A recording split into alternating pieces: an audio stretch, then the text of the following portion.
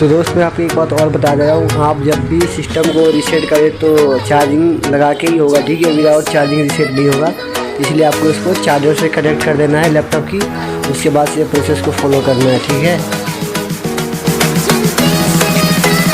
और पीसी और laptop reset होने में टाइम लगेगा, आपको जल्दीबाजी नहीं करना है, क्योंकि इसमें समथिंग पीसी रीसेट करने में समथिंग 2.5 से 3 घंटा समय लग जाता है, ठीक है। तो इसमें आप जल्दीबाजी ना करें, जैसा होगा वैसे होने दो इसको।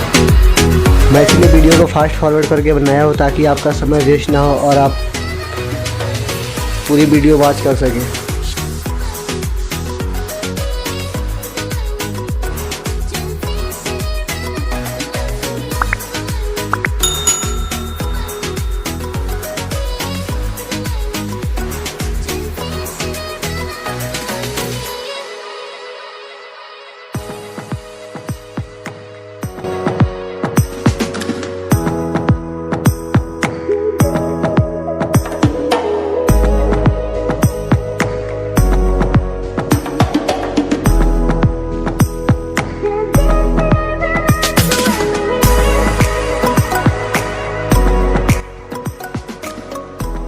दोस्तों choice only the drive where window is install, तो वो ऊपर वाला आपको सिलेक्ट करना है। उससे आपका ओनली सी ड्राइव फॉर्मेट होगा, और ऑल ड्राइव करेगा तो आपका पूरा डेटा लॉस हो सकता है।